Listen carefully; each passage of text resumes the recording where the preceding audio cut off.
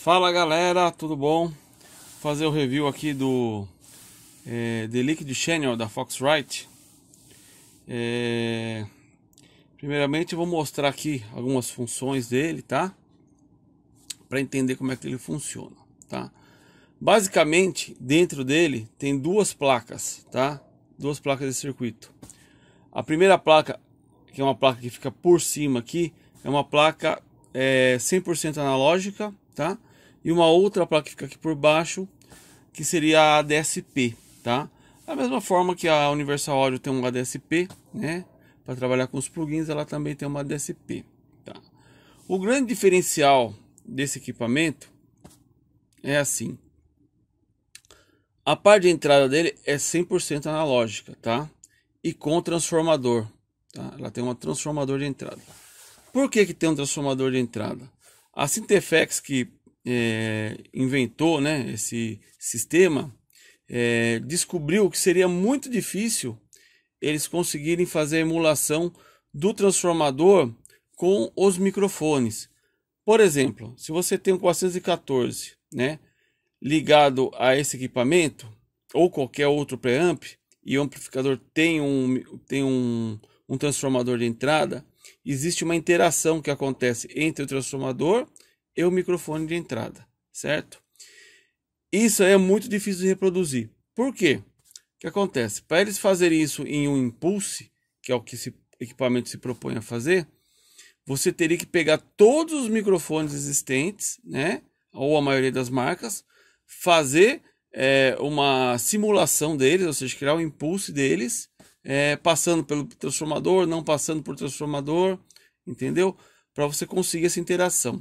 Porque é assim, se você pega um 414 e liga aqui, ele dá um timbre já logo de entrada com o transformador. Se você pegar, por exemplo, um outro microfone, a interação é diferente, entendeu? Se fizesse uma emulação, não ia dar certo, ia começar a dar problema, entendeu? Ia começar a dar muita alteração por causa dos microfones. Então, eles decidiram acoplar um transformador real de entrada para ter essa interação microfone-transformador, que foi a melhor maneira que eles acharam, certo?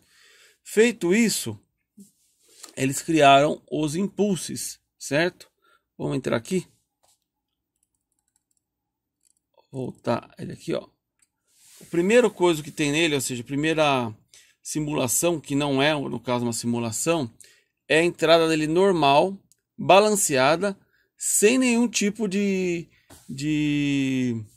atuação de impulso, ou seja, é sem impulso. Ele tem dois modelos. Você entra aqui nos press, olha lá, o primeiro é E-Balance Clean Sound 10K, tá? E daí você tem um modelo flat e o outro modelo com transformador. Aqui ele acoplou o transformador no sistema. E eu tenho a entrada do pré normalmente, como um pré normal aqui, com o transformador, tá? De ganho ele tem 80 dB, que é o suficiente para você conseguir ligar até um microfone de fita, né? Que é ultra baixo. Tem algumas coisas aqui, que seria o Phantom Power, inversor de fase e a chave de corte de frequência, que você pode modificar de 75 até 120 Hz, né, de corte de entrada, para tirar os graves indesejados, principalmente para gravar a voz. Basicamente, para vocês entenderem, isso aqui é um camper, só que em vez de ser para guitarra, é um camper de microfones, né, para você, compressor e pré de microfone, né, melhor dizendo. Aqui eu já deixei alguns preparados que eu vou utilizar. Um seria esse aqui,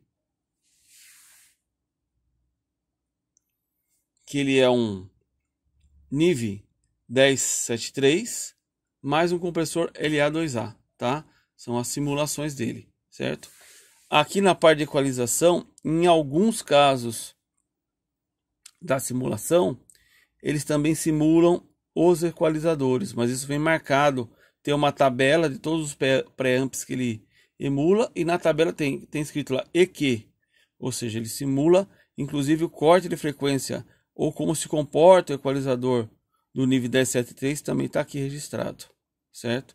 Então também as mudanças de frequências estão aqui registradas também, tá? Alguns não, alguns são flat e outros tem, tá?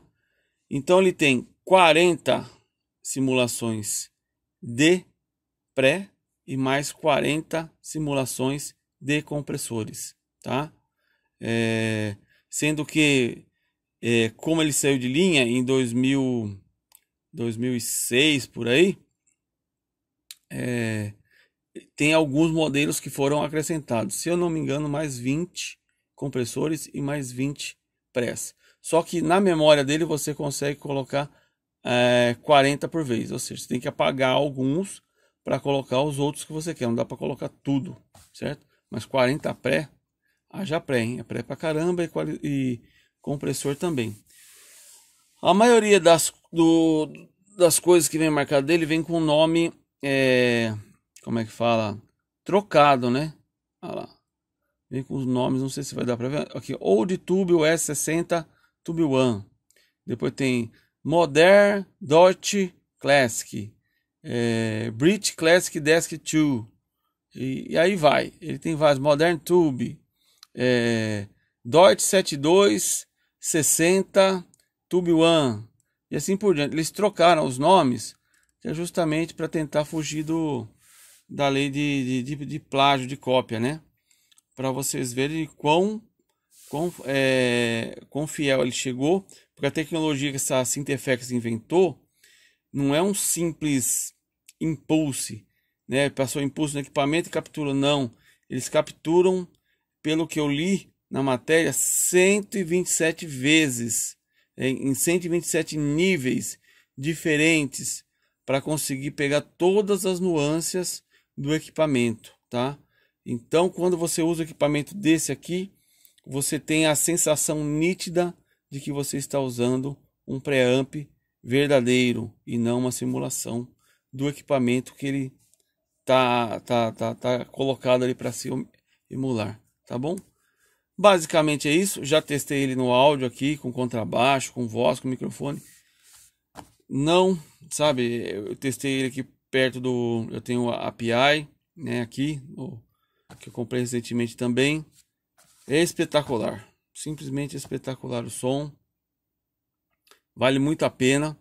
Logicamente, como é um equipamento descontinuado, ele não funciona, ele tem um sistema remoto para você utilizar ele no Windows sem precisar mexer aqui, certo? E no Mac também, só que ele vai até o Windows 7 e no Mac eu não sei, né? Porque como eu não utilizo o Mac, eu não sei, mas ele termina antes. Então, para você fazer qualquer mudança, carregar firmware, carregar novos compressores, novos press, você tem que ter obrigatoriamente ter um computador com Windows 7 para poder acoplar, para poder pôr o sistema e controlar ele e também fazer as mudanças que tem que fazer de memória, essas coisas. Nada que não dê para fazer por aqui também, né? Em termos de mudanças, não de carregar coisas, mas as mudanças você pode fazer tudo por aqui que funciona perfeitamente.